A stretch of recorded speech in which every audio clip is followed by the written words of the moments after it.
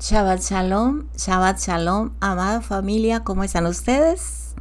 Aquí estamos muy bendecidos, gozosos, porque el Eterno nos da aliento de vida todos los días para alabarle.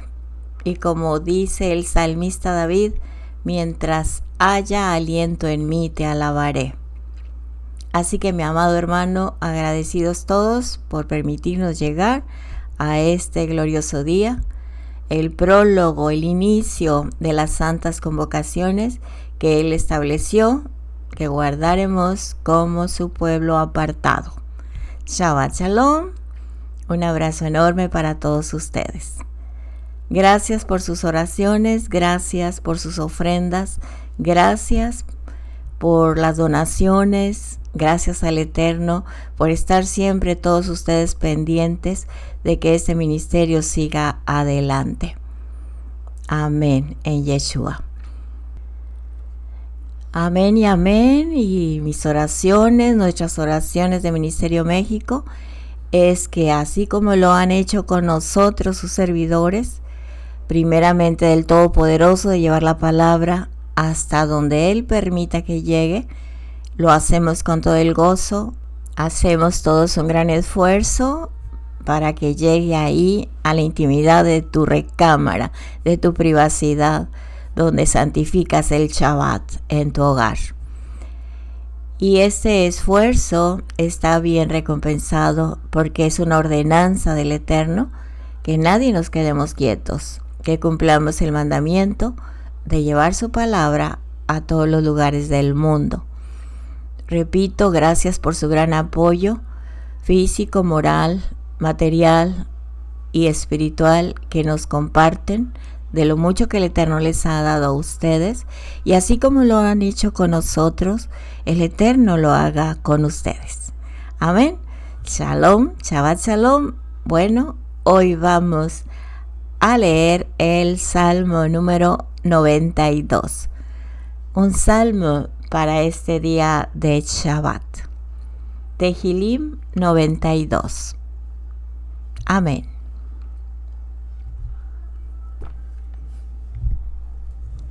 Un canto de alabanza, un canto para el día de Shabbat. Es bueno dar gracias a usted, oh Adonai, y cantar alabanzas a su santo y bendito nombre, oh Haelión, para proclamar en la mañana acerca de tu misericordia y en la noche de tu verdad. A la mediodía del arpa de 10 cuerdas juntos con la voz y la lira. Porque, oh Hashem, tus obras me dan alegría. Yo tengo regocijo por lo que tus manos han hecho. Qué grandes son tus obras, oh Adonai, qué tan profundos tus pensamientos. El hombre necio no puede saber. Los hombres sin sentido no entienden cuando los perversos retoñan como la hierba y todos los obreros de iniquidad prosperan. Es así, para que sean destruidos eternamente. Mientras usted, oh Adonai, eres exaltado para siempre, porque tus enemigos, oh Adonai, perecerán, todos los obreros de maldad serán dispersados. Pero mi cuerno será exaltado como el cuerno de un unicornio, y mi vejez con rica misericordia. Mis ojos han visto a mis enemigos. Mis oídos oirán a los perversos que se levantan contra mí. Los rectos florecerán como una palmera, aumentarán como cedros de Lebanón. Plantados en la casa de Adonai, florecerán en los patios de nuestro Elohim.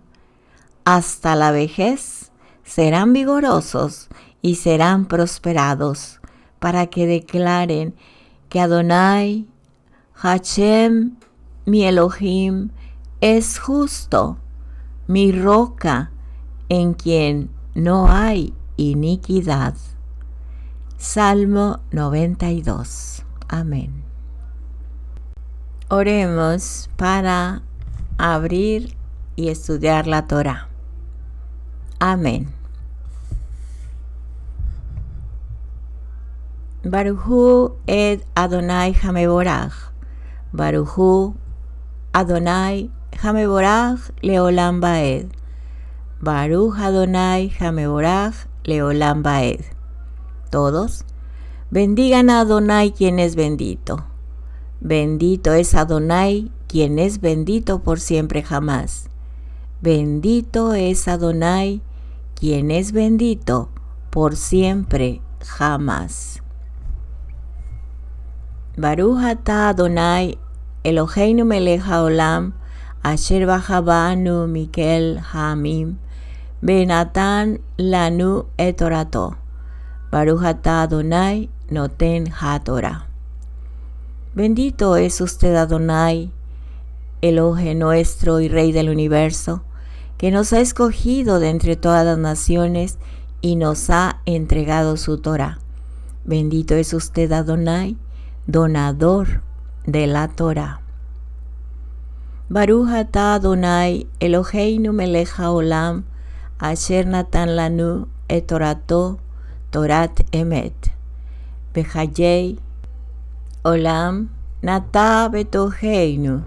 Baruch atah Adonai noten haTorah. Bendito es usted Adonai, Elohe nuestro y Rey del universo, que nos ha entregado su Torah, una Torah de verdad, y que ha implantado en nuestro interior la vida eterna. Bendito es usted Adonai, donador de la Torah. Amén. Shema Israel, Adonai Eloheinu, Adonai Echad, Baruch Shem Kevod Malchuto Leolam Baed. Escucha Israel, Adonai, nuestro Elohim es uno y único. Adonai, nuestro Elohim, uno es. Bendito su santo nombre y su glorioso reino, eternamente y para siempre. Amén. Llamaremos a Adonai nuestro Elohim con todo nuestro corazón, con toda nuestra alma, con toda nuestra mente, con todos nuestros recursos y fuerzas. Y serán estas palabras que Él nos ordena hoy, grabadas en nuestro corazón. Las llevamos por señal entre nuestros ojos y en nuestra mano, y hablamos a nuestros hijos de ellas, estando en casa, en el camino, al levantarnos y al acostarnos, y las escribimos en nuestras puertas y postes.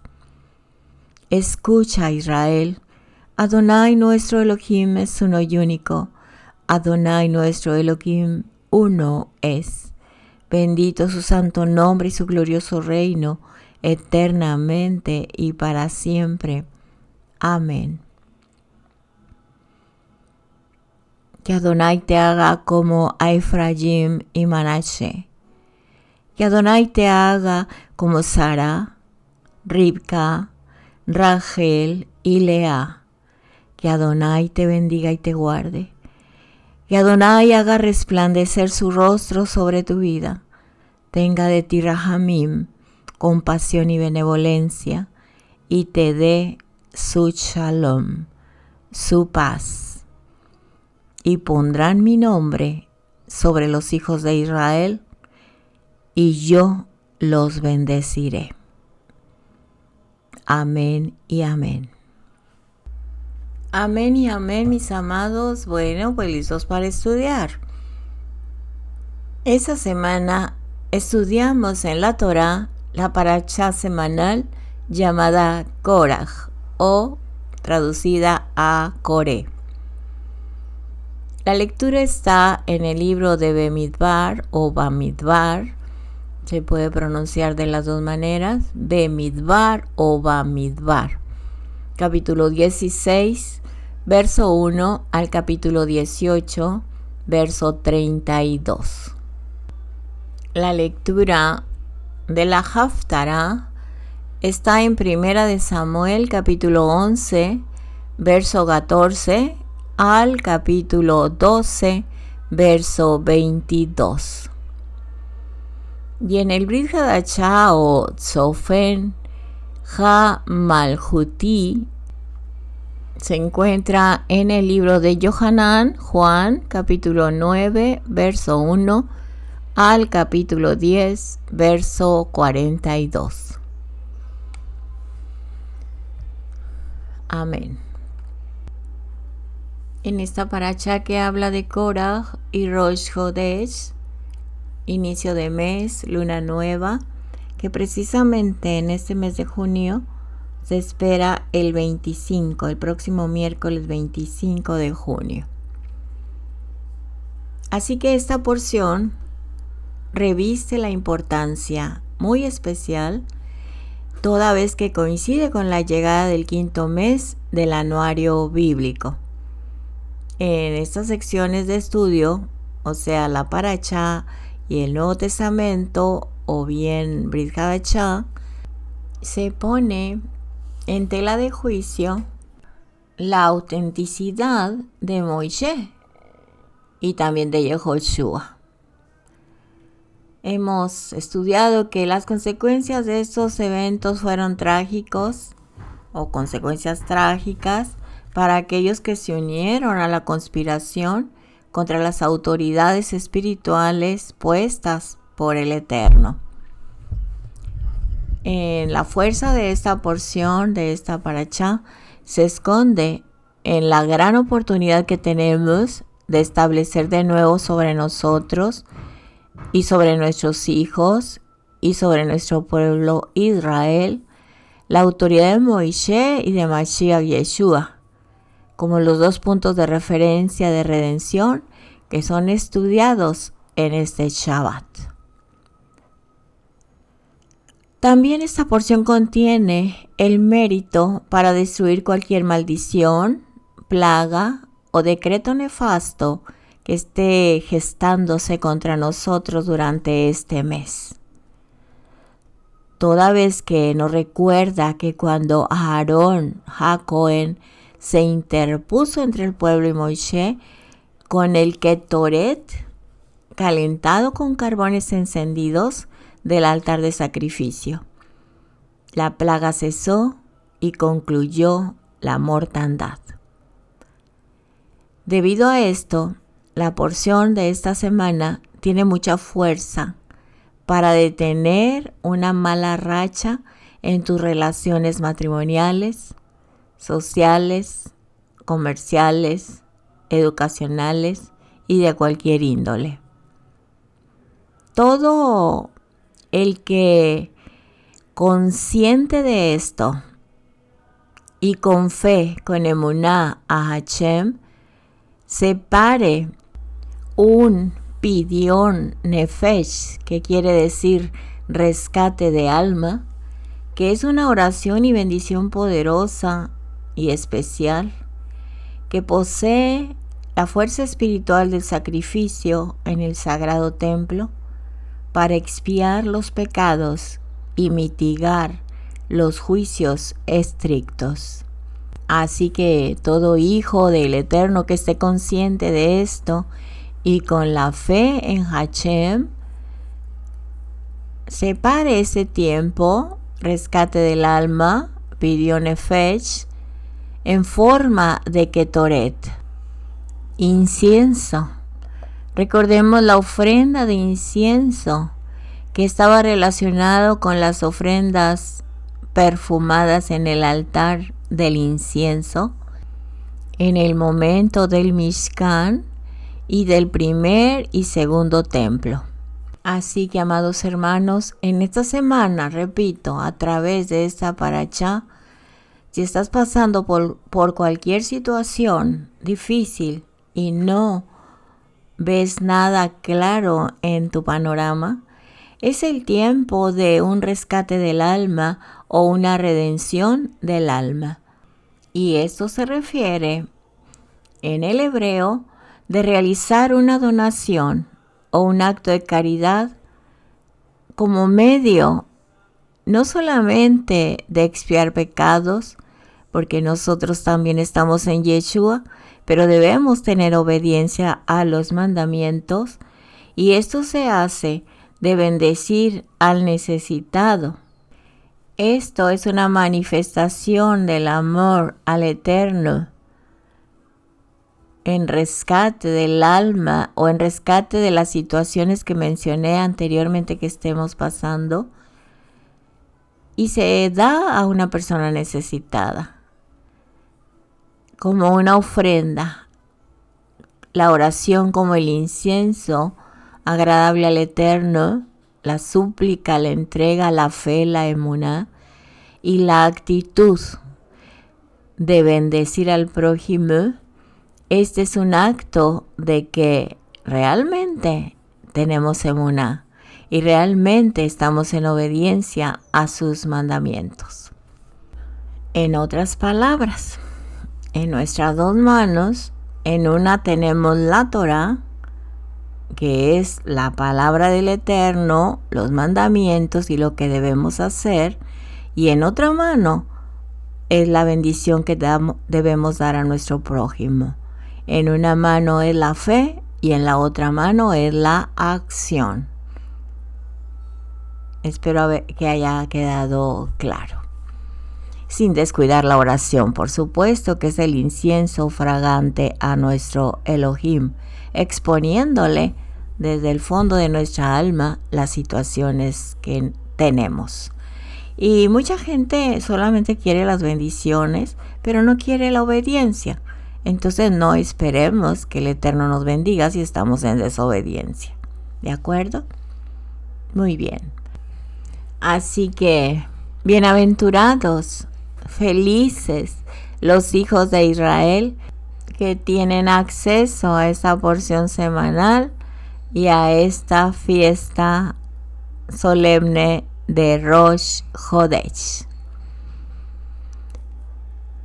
Veamos que nos habla en esta porción de un grupo de Leviim, de la tribu de Leví, bajo la dirección de Koraj, y otro grupo de reubenitas de la tribu de Reubén, bajo el mando de Datán, Abiram y On.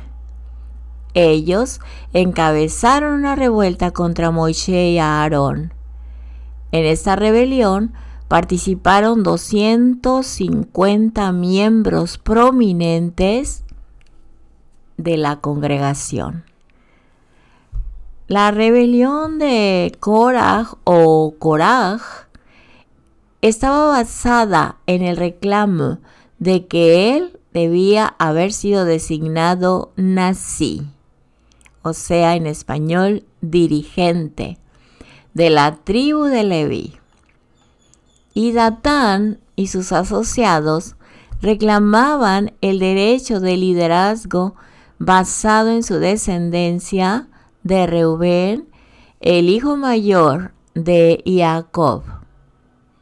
Moisés desafió a Koraj y sus seguidores a aparecer al día siguiente para tratar el caso. Después de que se les advirtió al pueblo que se mantuviera lejos de Koraj y su grupo, Moisés anunció el método por medio del cual Hashem indicaría su elección de los líderes.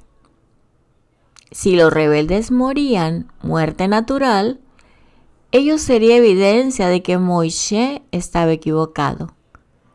Pero si eran tragados vivos por la tierra, el liderazgo de Moisés quedaría confirmado. Así que, tan pronto como Moisés terminó de hablar, Koraj y sus compañeros, como así también sus bienes, fueron tragados vivos por la tierra. El resto del pueblo huyó aterrorizado. Los sobrevivientes comenzaron a murmurar contra Moisés, responsabilizándolo de la muerte de Koraj y sus partidarios.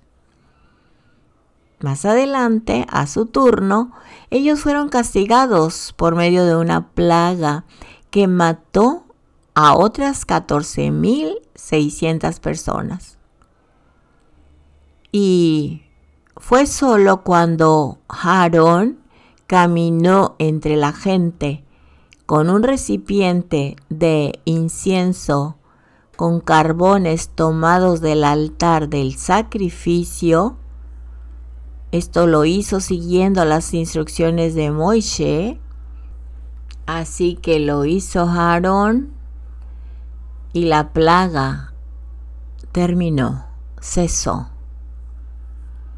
Moisés ordenó luego al príncipe de cada tribu que llevara un bastón con su nombre, Al Ohel Moed, que en español es la tienda de reunión, o sea, la estructura temporal que Moisés utilizaba para comunicarse con el Eterno. Así que estos bastones, junto con el de la tribu de Leví, que tenía el nombre de Aarón, fueron colocados delante del arca. A la mañana siguiente, solo el bastón de Aarón había producido brotes, flores y almendras. Esta fue la prueba indiscutible de que Elohim había elegido a Aarón para ser Cohen Gadol, la máxima autoridad, que lo tradujeron como sumo sacerdote. El bastón de Aarón fue conservado en el frente del arca como una advertencia a las futuras generaciones para que nunca cuestionaran el derecho del linaje de Aarón y la Kehuná, o sea, el sacerdocio.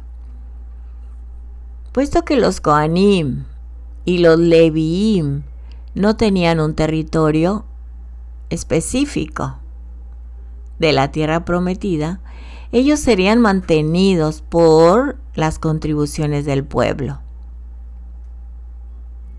El Cohen recibiría provisiones como los bikurim, primeros frutos, el pidión bejorim, que es el rescate de los primogénitos, y la terumá o trumá, trumá, que es la parte de la producción de cada persona y también de las varias ofrendas.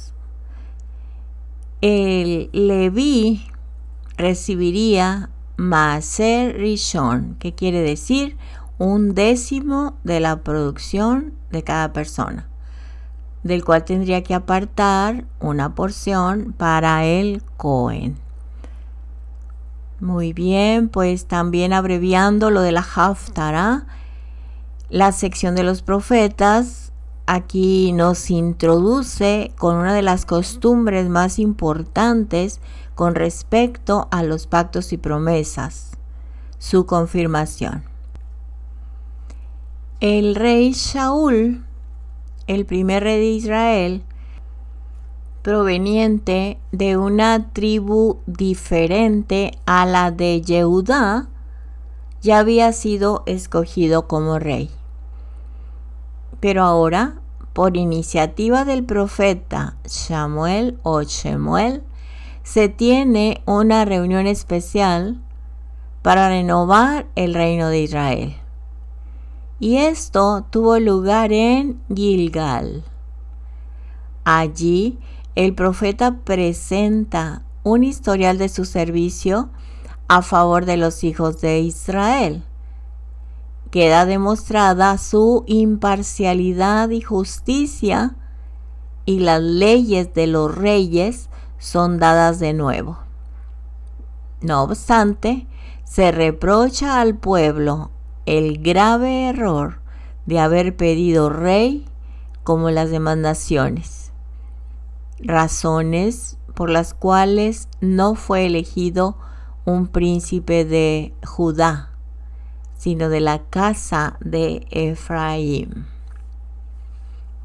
El profeta demuestra por medio de señales de truenos y lluvia que su petición había sido inapropiada, pero afirma al pueblo como posesión del Eterno y les asegura que aún en medio de las rebeliones y sus faltas, si los hijos de Israel no se desvían detrás de la vanidad, sino que se afirman en los pactos y las promesas, poniendo por obra los preceptos del Eterno, Hashem, que es bueno, mantendrá sus promesas, pues a pesar incluso de nuestros desvíos. Israel nunca será desamparado por el Eterno, ni será reemplazado por otro pueblo, pues la comunidad judía ha sido su decisión eterna, y luego de todas las pesadas pruebas que han pasado, los hijos de Israel, por amor de su santo y bendito nombre, serán para siempre su pueblo escogido. En el Brit Hadashah, o Nuevo Testamento, nos presenta al Ribi sanando a un ciego de nacimiento, lo cual constituyó una de las 5 señales que se creían demostraría la identidad del Mesías cuando hiciera su aparición en Israel. En este caso, Yeshua hizo todo con su saliva y un poco de tierra. Le untó los ojos al ciego y le ordenó lavarse en el estanque de Siloé. Al obedecer, el hombre fue sanado instantáneamente. Debido a que esta acción fue realizada en Shabbat, el Ribi, Yeshua, fue acusado por cierto grupo de Perushim, que no podía ser el Mesías. Esto es, que no había sido elegido por el Eterno para dicho oficio, toda vez que en su opinión había quebrantado el Shabbat. Sin embargo, otros filisteos ahí presentes interpretaron la acción del maestro Yeshua diferentemente y objetaron a los primeros. Si es un violador del Shabbat, si es un pecador, ¿cómo puede hacer estas señales? El resultado fue que se levantó una mahloket, una discusión halágica con relación a ciertas acciones del Ribi que aún perduran. El ciego ahora ve. El ciego que ahora ve es interrogado juntamente con sus padres por los fariseos sentados en la silla de Moisés. Finalmente llegan a una conclusión. Ellos sabían que el Eterno le había hablado a Moisés porque el asunto era guardado en la memoria histórica del pueblo y registrado en las Escrituras. Pero no estaban seguros que el Eterno le hubiese hablado a Yeshua y lo hubiese elegido como el profeta Mashiach anunciado. Cuando el ciego instruye a aquellos líderes del pueblo, los fariseos, en su defensa sobre Yeshua, el que le abrió los ojos, diciéndole que solamente si viniese de Elohim pudo haber hecho tan grande señal. Los líderes respondieron con orgullo y soberbia y lo expulsaron de la sinagoga, no sin antes acusarle de haber nacido del todo en pecado. Y finalmente el hombre sanado de ceguera se encuentra con Yeshua y le reconoce su mesianidad, el Mashiach prometido. También la escritura nos habla de nuestro Ribi Yeshua en forma de parábolas, que nuestro maestro deja salir de sus labios inspirados.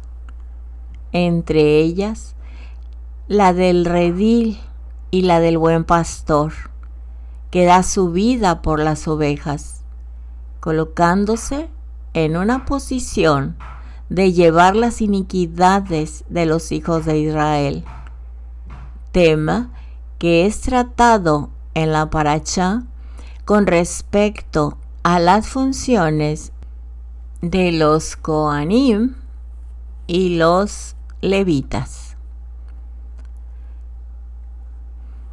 El maestro Yeshua aclara que hay otras ovejas que no son parte de Israel y que será necesario traer al redil para que finalmente haya un solo rebaño y un solo pastor. ¿Quiénes son estas ovejas que no son parte de Israel? Evidentemente, los gentiles de las naciones que, abandonando sus ídolos, se refugian bajo las alas de la Shejiná y por los méritos del Kadosh, maestro, santo maestro, son injertados en el buen olivo y hechos partícipes de su rica savia. Asunto que luego será explicado en detalle por uno de los emisarios del Ribi, a quien le fue comisionada de forma específica esta misión en nombre del maestro. La sección nos muestra también al Ribi Yeshua HaMashiach santificando la fiesta de Hanukkah en Jerusalén, como corresponde a todo judío piadoso e identificado con la historia de nuestro pueblo. Sin embargo, debido a su familiaridad con el Eterno, asunto que era visto mal por muchos fariseos, sobre todo de la escuela de Shammai, como había sucedido con otros tzadikim, le reprochan al maestro dicha familiaridad porque, en su opinión, le colocaba en una posición superior al resto de Israel. Su objeción al Ribi fue: te has hecho a ti mismo demasiado familiar con Elohim. Y a fin de clarificar su posición con respecto a su naturaleza e identidad, el Ribi acude a las escrituras en lo relacionado a la naturaleza, identidad y función de aquellos que fueron llamados antes que él en las escrituras fueron llamados hijos de Elohim. Salmo 82, 1 y 6. Así que la traducción griega, puesta luego en los labios del maestro, tú siendo hombre te haces Dios. Repito, tú siendo hombre te haces Dios. Esta traducción griega carece de fundamento y revela una manipulación, toda vez que en el Salmo 82, mencionado por el Ribi en su defensa, nada tiene que ver con naturaleza divina de los jueces de Israel, sino de su lugar y función como representantes de Elohim y, consecuentemente, en una posición extraordinaria familiar con el Eterno, de acuerdo a sus funciones en la silla del juicio. Esto es evidente. Yeshua revela la verdadera acusación que le hicieron. no de hacerse Dios, como sugiere el texto griego, sino hijo de Dios o hijo de Elohim. Si esa blasfemia real hubiera sido tú siendo hombre te haces Dios, como se editó luego, ¿cómo explicar que Yeshua menciona la supuesta blasfemia de forma diferente diciendo al que el Padre santificó y envió al mundo? Ustedes dicen, ha blasfemado porque dije, hijo de Elohim soy. Así que entre comillas, la blasfemia inventada por la iglesia no es la verdadera acusación que le hicieron al maestro, sino la que hemos explicado todo dentro del judaísmo y no fuera. Así que el tema de ser demasiado familiar con el Eterno ha sido siempre motivo de controversia en el judaísmo y no ha habido prácticamente ningún maestro que haya buscado esa intimidad con Hashem, que no haya sufrido de las mismas acusaciones. Sin embargo, nuestros hermanos hasídicos que subsisten en nuestros días revelan como herramienta preparatoria a nuestro pueblo la grandeza del Ribi Yehoshua.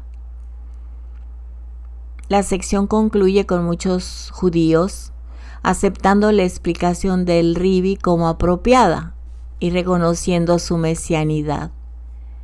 Y es importante recordar que la frase muchos creyeron en él allí tiene un doble significado, el que se ve y el que no se ve. El que se ve claramente es una referencia al lugar geográfico mencionado en los textos previos que hemos visto, pero el que no se ve significa que allí, es decir, allí donde está el Ribi, explicó su origen, identidad y misión. Los judíos no tuvieron problemas en recibirle, pero este allí solamente puede ser visto cuando el Padre o al Padre le plazca revelarlo.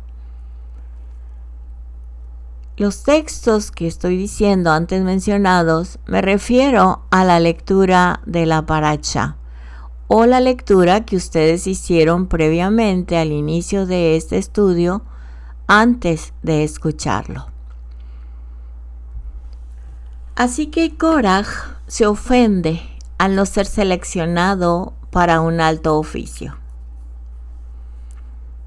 Un hombre de la tribu de Leví, Koraj ben Izhar, hijo de Izhar, con H, intermedia, estaba profundamente ofendido de que Moshe no le hubiera asignado una prominente posición comunal. Koraj pensaba, mi masal, mi destino, indica que yo he nacido para grandeza. ¿Por qué razón mi abuelo llamó a mi padre Izhar? Lo voy a deletrear. I-T-Z-H-A-R,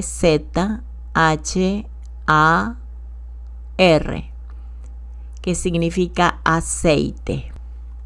¿Por qué razón mi abuelo llamó a mi padre Itzar, que significa aceite?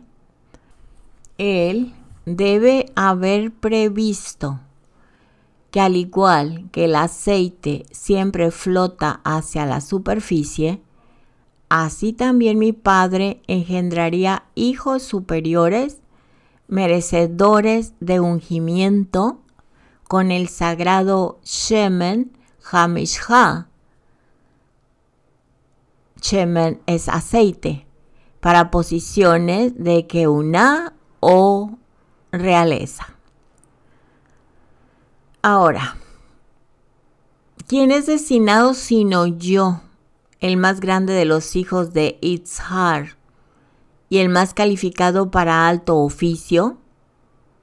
Verdaderamente, Korah combinaba cualidades superiores, las cuales pocas personas podían igualar. Primero, su linaje era ilustre. Su antepasado fue Kehat y su familia, los Benei Kehat, era la más importante de las familias levitas. Korah era un primo hermano de Moishe y Aarón. Él había sido escogido como uno de los portadores del Aarón, o sea, del arca. Más aún, Korah era un hombre muy inteligente e instruido. Y él previó con Ruach HaKodesh, inspiración divina, que sus descendientes incluirían al famoso profeta Shemuel, así como también a 14 grupos de Leviim, quienes profetizarían con Ruach HaKodesh. En otras palabras, decía Korah, estoy destinado a ser la fuente de toda esta grandeza. ¿Cómo puede ser que yo mismo no alcance un rango de especial importancia? El conocimiento previo de su gran progenie fortificó su creencia en el exitoso resultado de una revuelta contra Moishe.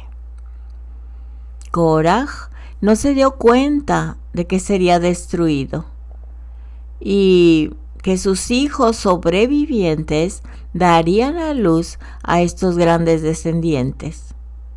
Por sobre todo, Korah estaba seguro de sí mismo a causa de su fabulosa riqueza, y él se consideró, repito, a sí mismo favorecido por Hashem y por consiguiente con derecho a contender contra Moishe, porque un hombre rico habla con descaro. Bien, la pregunta es cómo se volvió rico Korah. Los otros miembros de la tribu de Leví vivían en pobreza. Ellos no habían transportado oro o plata de Egipto. El mandamiento de Moishe de que todo judío despojara de dinero y vasijas a los egipcios se refería solo a aquellas tribus que habían realizado labor de esclavos. Y dado que los Leviim no habían trabajado para los egipcios, no eran esclavos, sino fueron libres y estudiaron Torá, ellos no recibieron dinero en recompensa en el Éxodo. En el Yam Suf, en el Mar Rojo, los Leviim se abstuvieron de tomar los despojos de Egipto porque ellos no atribuían valor a las posesiones mundanas. Estaban totalmente inmersos en el estudio de la Torá por todos los años del desierto. Así que los Leviim vivieron sin medios, dedicándose puramente a inquietudes espirituales. El único que estaba hambriento de dinero era Korah. En Egipto, él había sido tesorero del faraón. Había esperado que los judíos permanecieran en Egipto después de la redención. Y él entonces se volvería el propietario del tesoro real. El Eterno, Hashem, quien conduce a cada persona en la vida a lo largo de la senda que ella desea ser conducida, satisfizo el anhelo de dinero de Korah, dejándole descubrir una parte del tesoro que Yosef había ocultado en las arcas reales. Este descubrimiento hizo a Korah una de las más ricas personas que jamás vivieron. No obstante, dado que él mal empleó su fortuna para rebelarse contra la Torá, fue castigado.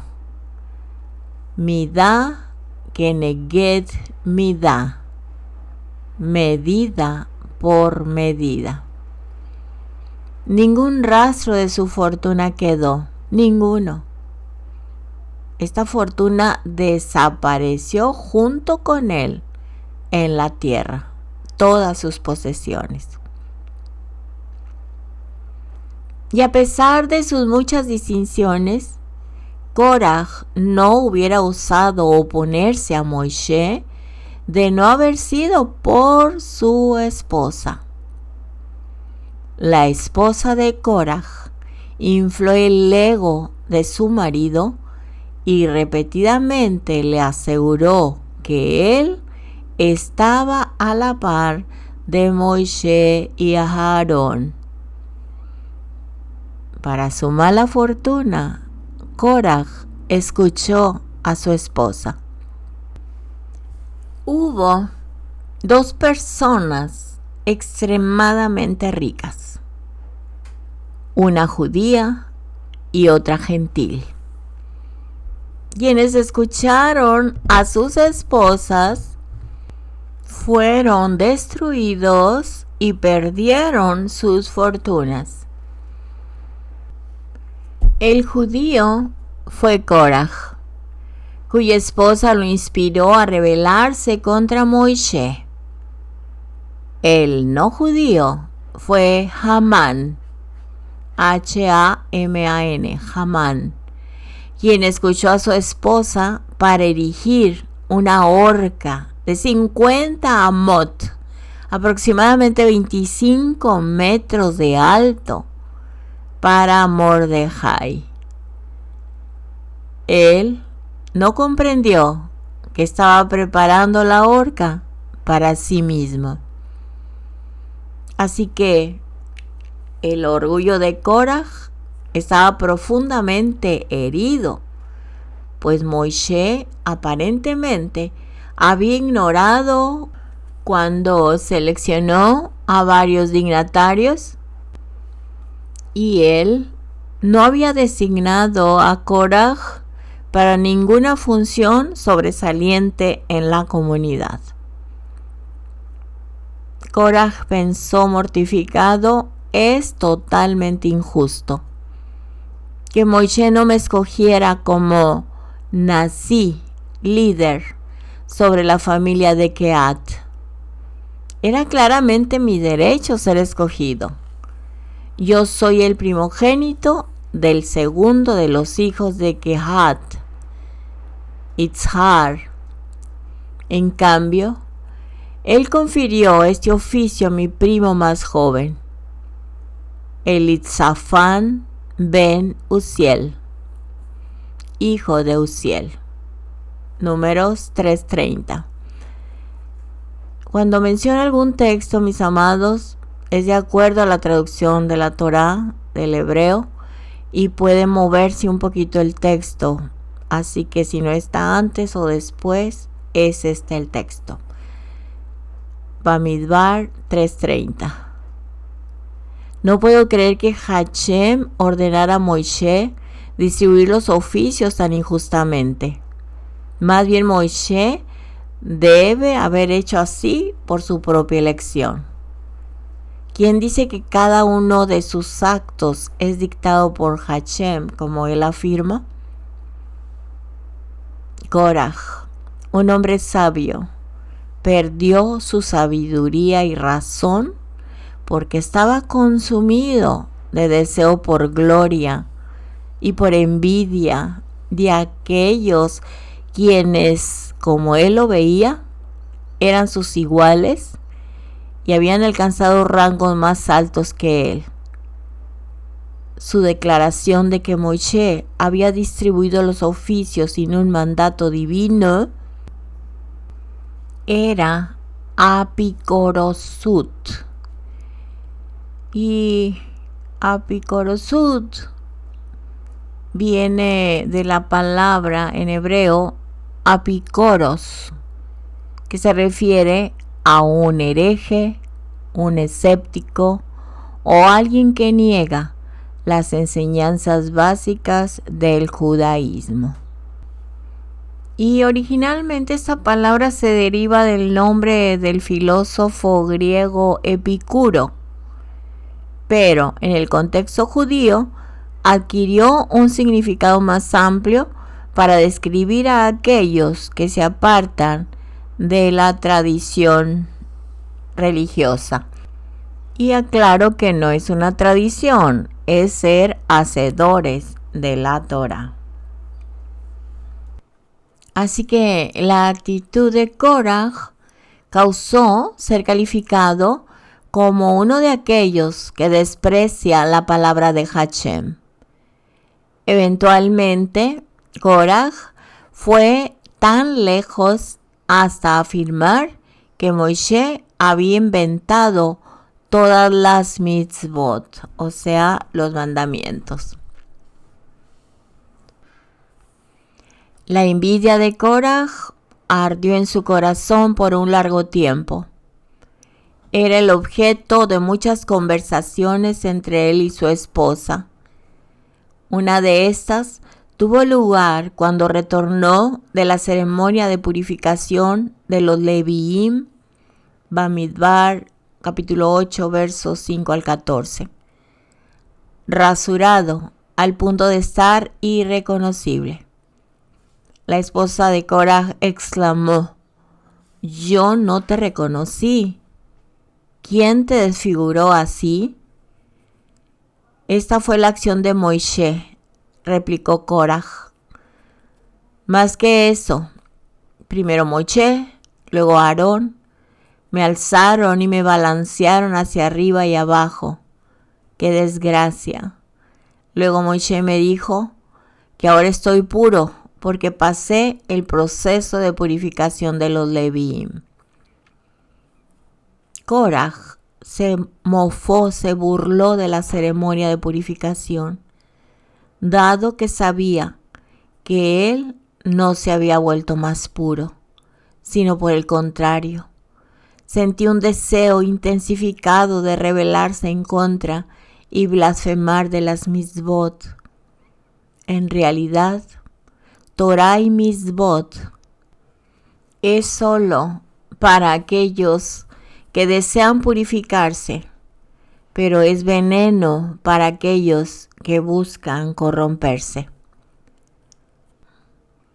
La esposa de Koraj le dijo: «Ridículo, te ves ridículo y te ves como Moisés te odia. Él tramó la idea de afeitarte a fin de hacerte lucir ridículo». Koraj dijo: «Tú no puedes decir así porque Moisés después hizo lo mismo a sus propios hijos». La esposa de Koraj: «¿Qué le importa mientras él pueda degradarte?» Después de esto, Koraj incitó al pueblo contra Moisés y ganó unos pocos seguidores. No obstante, no osó desafiar a Moisés abiertamente.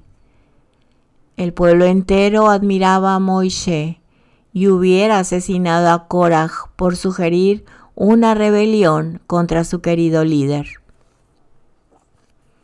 Ahora, en el segundo año en el desierto, después del incidente de los espías, Koraj sintió que había llegado el tiempo para la rebelión. Muchas muertes habían ocurrido. Judíos habían perecido en Taberá y en Kibrot Hatabá. Pero sobre todo, el pueblo estaba deprimido, pues todos los hombres que habían salido de Egipto perecerían en el desierto. Moisés había sido incapaz de impedir este decreto con su oración, tefilá, plegaria, y su anterior popularidad había decaído. Muchos judíos pensaban en sus corazones que bajo el liderazgo de Moisés ellos habían sufrido muchas desgracias. Y Koraj creyó que él podía ahora ganar seguidores. Un día, cuando retornó del Beit HaMikdash, casa de estudio, su esposa lo inspiró con una idea para empezar una discusión con Moisés. La esposa de Koraj dijo: ¿qué alajá o qué ley judía les enseñó Moisés a ustedes hoy en el Beit HaMikdash? Koraj dijo: él nos enseñó las leyes de tzitzit, de vestir cuerdas anudadas, de las cuales una es tejelet. La esposa de Koraj: ¿qué es tejelet? Moisés dijo, contestó Koraj: fijad cuerdas a vuestras vestimentas, de las cuales una debe ser de lana azul, teñida con la sangre de la criatura Gilazón. La esposa de Koraj: ve qué tontas leyes les enseña a ustedes. ¿Por qué deberías tener solo una cuerda de tejelet fijada en tu vestimenta? Yo puedo hacerte una vestimenta que sea completamente tejelet. Esto proveyó a Koraj de una idea para oponerse a Moisés. Estaremos viendo la vara de Leví que florece y demuestra la selección de esta tribu, y la Kejuná de Aarón. Después de que la tierra tragó a Koraj, Datán y Abiram, fue claro, más allá de cualquier duda, que Moisés, él era el líder divinamente escogido. El nombramiento divino de Aarón como el Cohen Gadol también se manifestó cuando los 250 hombres, quienes disputaron su posición, fueron quemados vivos. No obstante, algunas personas continuaron insistiendo que Moisés no debería haber descalificado a los primogénitos de realizar la abodá, asignando el servicio a los leviim en su lugar. Ellos deseaban que todas las tribus participaran en el servicio por medio de sus primogénitos. Hashem, por consiguiente, realizó un milagro que claramente demostró su elección de la tribu de Leví, y así puso fin a estos reclamos. El milagro también reafirmó la divina elección de Aarón como Cohen Gadol. Hashem ordenó a Moisés: toma 12 varas, sobre cada una inscribe el nombre de Nasi, líder de una tribu. Sobre la vara de Leví escribe el nombre de Aarón. Coloca las varas toda la noche en el Joel Moed, la vara de la tribu escogida para mi servicio, milagrosamente florecerá. Y a fin de impedir posibles reclamos de que una vara contenía más humedad que el resto y por consiguiente ella floreció, Moisés cortó 12 varas idénticas de un gran leño.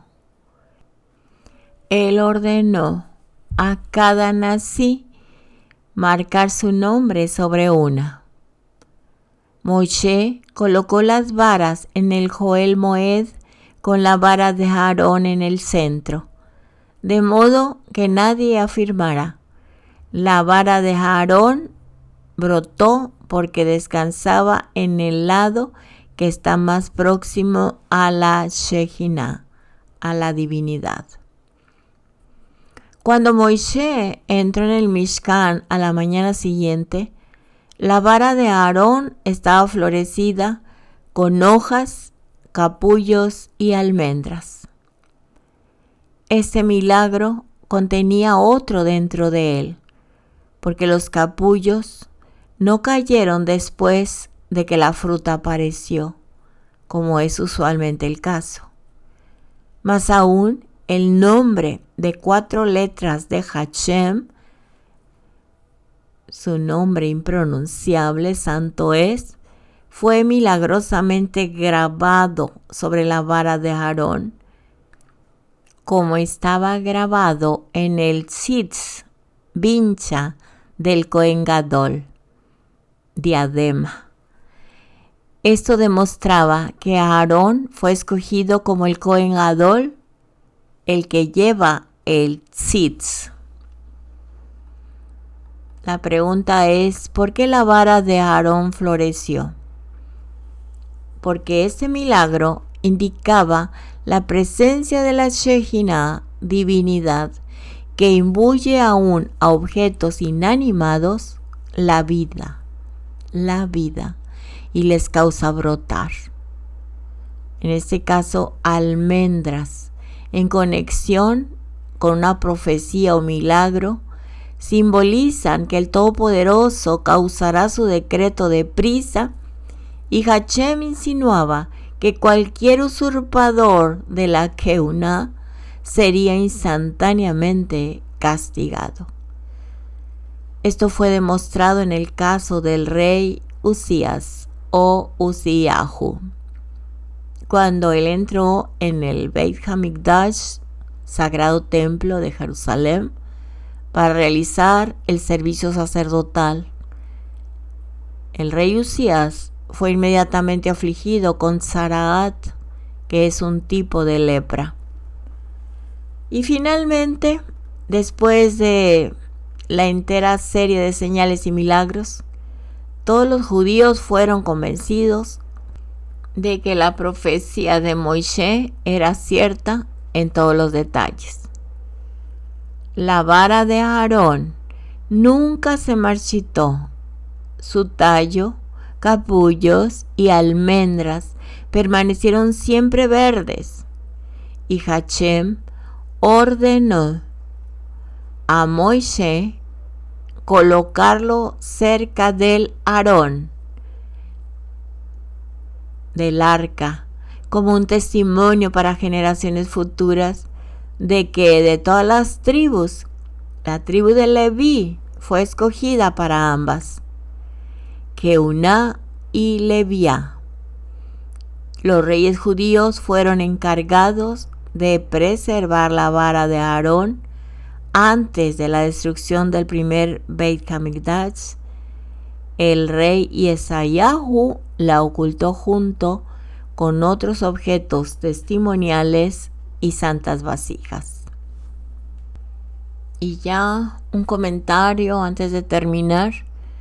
Esta vara seca que retoña y cobra vida es una alusión a nuestro justo Mesías Yeshua, quien de todos los hijos de Israel fue el único que reverdeció y cobró vida después de 3 días, y fue elevado por Hashem mismo y colocado junto al Beit HaMikdash celestial, donde ejerce su rol como Cohen Gadol de los bienes venideros, demostrando así que, según el orden de Melquisedec o Melquisedec, es el único que tiene toda la autoridad.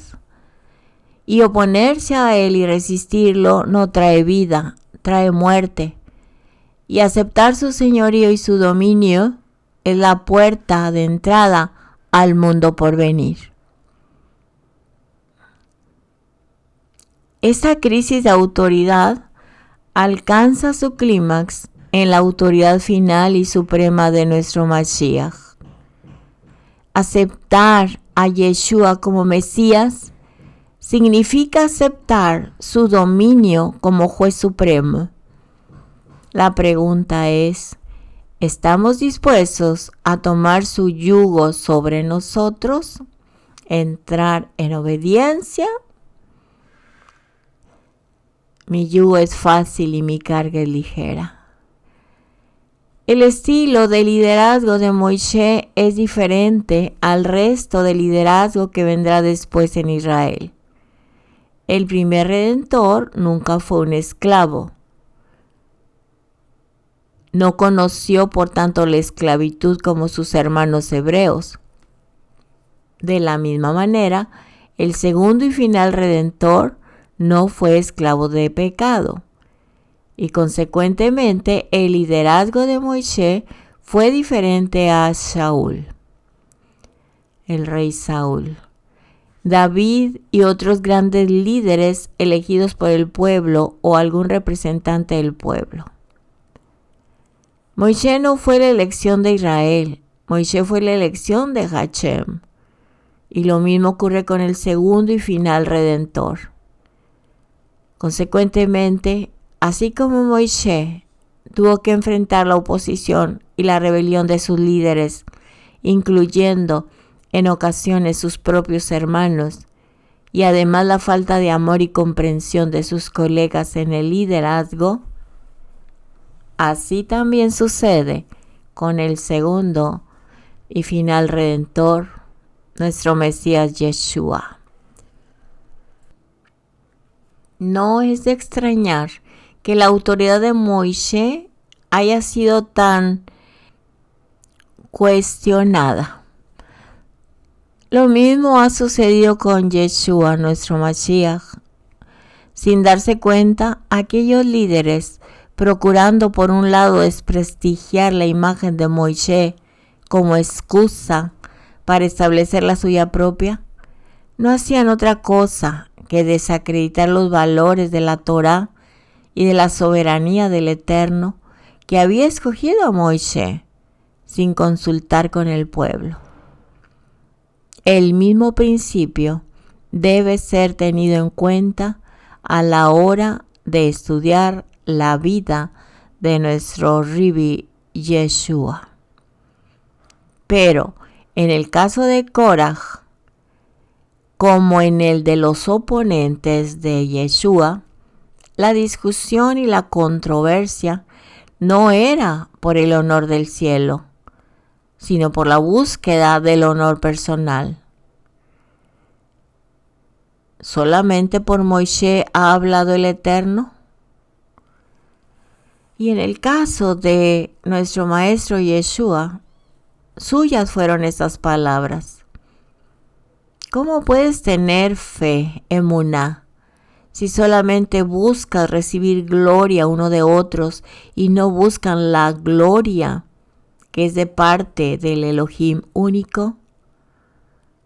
Juan 5:44. Busquemos siempre, en todo lo que hagamos, la gloria de nuestro Padre en los cielos. Aún con los errores y debilidades que tengamos, que siempre sea su honor la medida de nuestras intenciones. Así sea. Amén. Amén, amén y amén. Oremos y para cerrar la Torah. Baruch atah Adonai Eloheinu melech haolam asher natan lanu hadebar ha-emet vehayel olam nata betoheinu. Baruch atah Adonai noten ha-Torah. Bendito es usted, Adonai, Elohim nuestro, Rey del universo, que nos dio la palabra de verdad y plantó la vida eterna en medio de nosotros. Bendito es usted, Adonai soberano, Rey del universo, donador, dador de la Torá. Amén y amén. Esa es la porción de estudio de esta semana. La lectura les va a llegar después. Mas, sin embargo, les dejo los capítulos para que vayan leyendo y poder familiarizarse con esta explicación. Amén.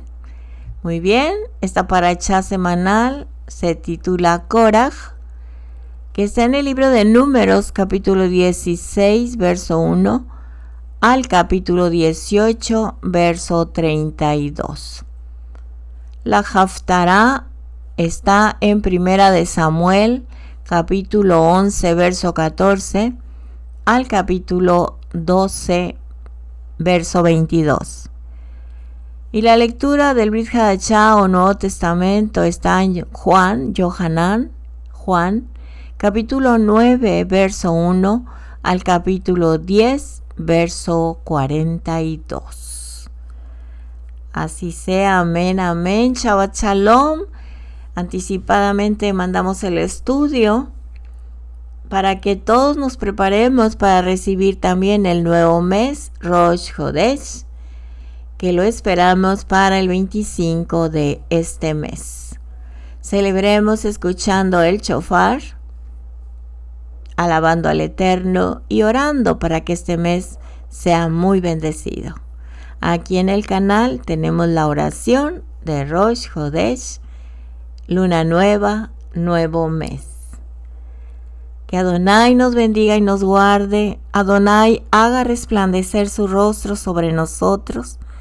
Tenga de nosotros Rahamim, compasión y benevolencia, y nos dé su paz, nos dé su shalom todos los días de nuestra vida, en Yeshua, nuestro Mesías. Amén y amén. Bendecida semana, bendecido inicio de mes, nuevo mes, luna nueva y bendecido Shabbat. Y nos vemos hasta la próxima. Un abrazo muy fuerte. Siempre oremos en todo tiempo, en la mañana y en la noche, el Shema Israel. Y no dejes de meditar en la palabra del Eterno. Y no dejes de orar. Hoy más que nunca debemos estar alertas como las vírgenes prudentes. Pueblo santo ha sido llamado para ser fiel. Shabbat Shalom y hasta pronto. Les amamos mucho. Su servidora Leticia Herrera del país de México, les invito a que compartan y sean colaboradores de este mensaje, compartiendo y dándole un me gusta para que corra su palabra velozmente por toda la tierra. Hasta la próxima. Les amamos mucho. Shalom, shalom.